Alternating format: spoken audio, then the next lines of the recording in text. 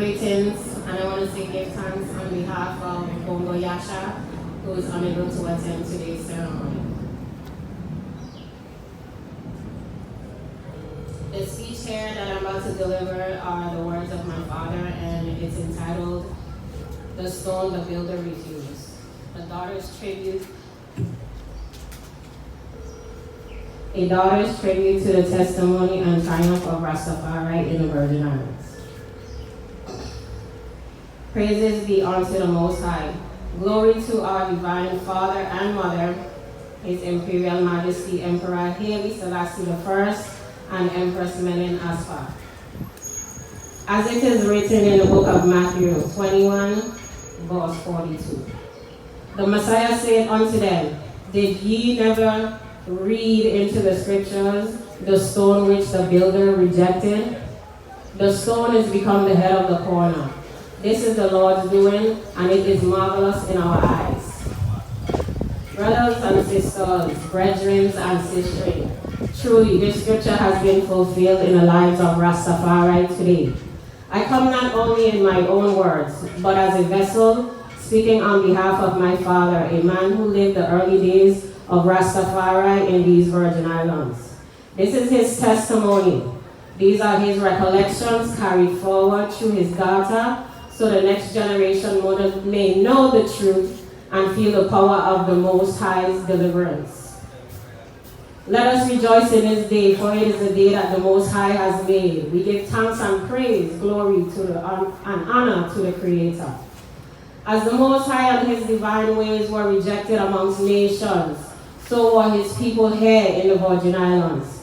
The rejection of Rastafari was sharp and unapologetic. My father, along with many others, was called names such as Dirty Rasta, Stinking Rasta, Nasty Rasta. I know you're familiar. All for choosing not to cut or comb his hair.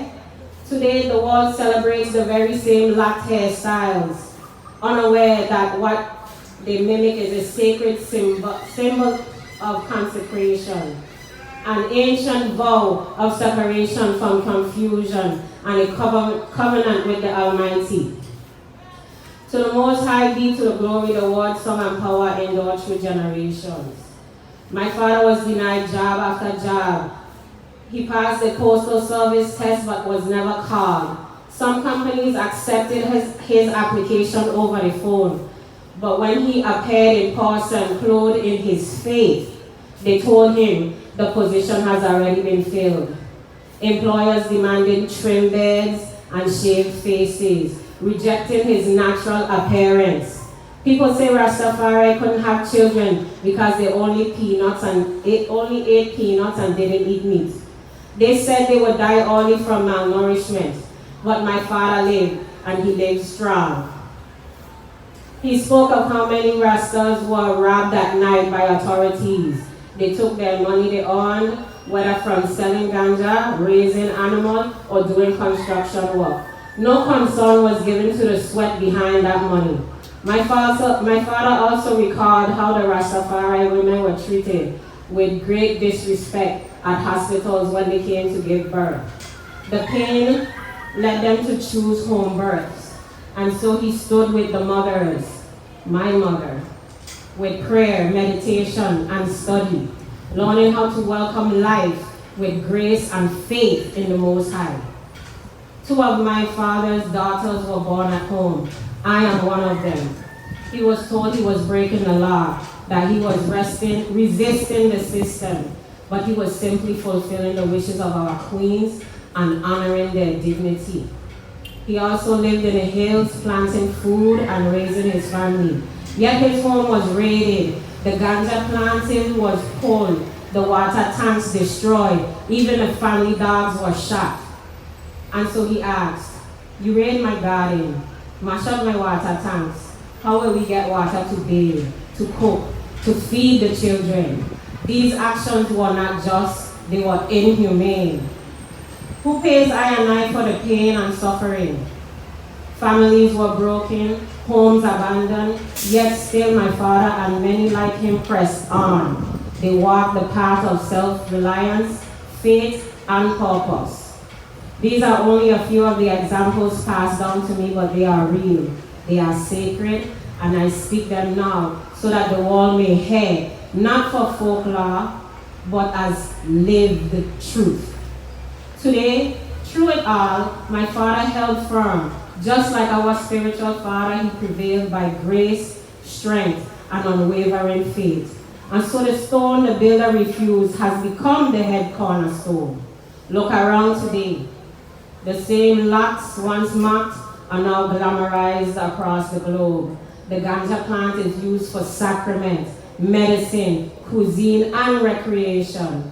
And Rastafari stand proudly as contributors to global society. Farmers and agriculturalists, doctors, teachers, musicians, nurses, engineers, herbalists, healers. Our crafts are celebrated. Our food is sought after. Our music is loved worldwide. Reggae, ital, culture, health. Every part of life bears the fingerprint of Rastafari.